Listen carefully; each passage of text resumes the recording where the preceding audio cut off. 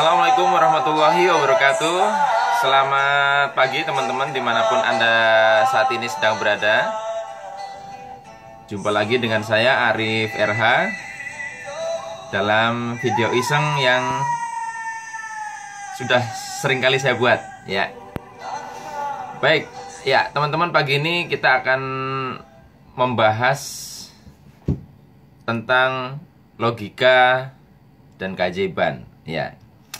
Begini, teman-teman, keajaiban yang terjadi di dalam hidup itu sebenarnya dia bisa kita logika, tetapi yang menarik adalah ketika kita terlalu logis, maka justru akan menghalangi kita untuk mengalami keajaiban, gitu ya. Nah, jadi gampangannya begini, manusia ini punya lapisan gini, misalkan ini gampangannya ya, ini adalah pikiran sadar, ini adalah area bawah sadar. Nah ini semakin dalam ini nanti akan ke lebih makro lagi, ke mungkin super sadar, spirituality itu ke sini, nanti terhubung ke makro kosmos sampai ke ketuhanan, itu semakin dalam ke dalam dirinya.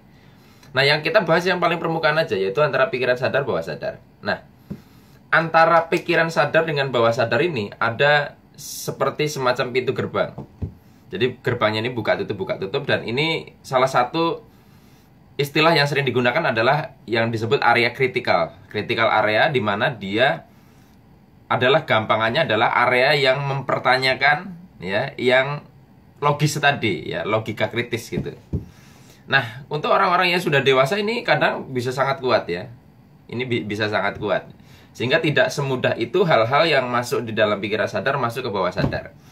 Nah, itulah sebabnya begini, Anda cermati saja kalau misalkan Anda melihat praktek-praktek perdukunan ya. Kenapa ya kok selalu dibuat syarat-syarat yang aneh gitu. Dan setelah melakukan syarat-syarat aneh itu memang orang itu mengalami keajaiban. Kenapa? Karena si paranormal ini pintar ya. Jadi artinya si paranormal dukun ini sangat cerdas kalau menurut saya, karena mereka melakukan syarat-syarat itu untuk membypass critical area ini.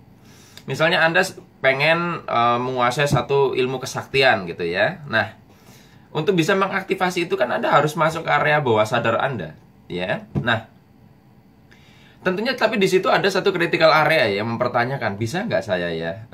Mungkin nggak ya, gitu kan? Nah, ini perlu dihajar dulu.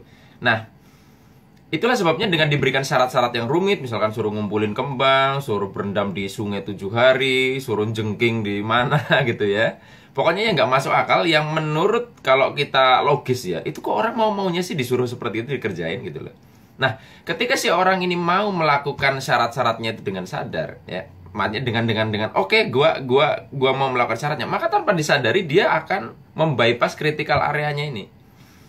Sehingga dari awal itu si paranormal atau si dukun ini sudah tahu sebenarnya orang ini mudah atau tidak nanti akan menerima ilmu ini. Jadi kalau dari awal, wah Mbah kok syaratnya berat sekali, itu sudah terseleksi bahwa orang ini tidak akan mampu menguasai ilmunya. Nah sebenarnya peran agama dan macam-macam kan sama. Kita disuruh beriman, tidak perlu melogiskan Tuhan. Ini kan untuk membypass supaya kita tidak terlalu kritis. Amati saja semua keajaiban itu tidak terlalu logis. Saya pernah bikin status bahwa ketika Nabi Musa diperintahkan untuk memukulkan tongkatnya ke laut, dia tidak terlalu banyak bertanya. Pukulkan tongkatmu Musa gitu kan. Musa nggak terlalu banyak bertanya. Kapan dipukulnya Tuhan? Ya sekarang ya. Terus emang kalau dipukul bakalan terjadi gimana? Nanti lautnya terbelah. Loh kok bisa terbelah? Kenapa? Kebanyakan nanya, malah tidak ada miracle. Jadi miracle itu cirinya tidak terlalu logis. Makanya banyak keajaiban terjadi dalam situasi kepepet atau terdesak. Karena pada saat terdesak, orang tidak sempat terlalu menggunakan logika kritikalnya. Kenapa maling itu kadang bisa melompati pagar yang sangat tinggi? Belum tentu dia memiliki ilmu bajing loncat, tapi karena dia sudah kepepet sekali, sehingga tidak sempat mempertanyakan, gua kalau loncat ini bisa nggak? Nah, yang repot itu gitu. Jadi kadang ada orang yang ingin sekali berhasil, tapi logika kritisnya ini terlalu. Saya bisa nggak ya kira-kira ya mencapai target ini? Saya bisa nggak mencapai omset ini? Terlalu banyak mempertanyakan, sehingga apa? Yang powerful, yang paling dasar di dalam dirinya malah tidak bisa terakses. Makanya jangan terlalu logis. Itulah disebut iman. Jangan terlalu mempertanyakan. Saya pernah bikin status ketika kita terlalu melogiskan Tuhan, bahkan itu tidak akan membantu Anda. Bahkan Tuhan pun sulit membantu orang yang terlalu logis gitu loh. Ini bahasa saya ya. Nah, jadi teman-teman semua,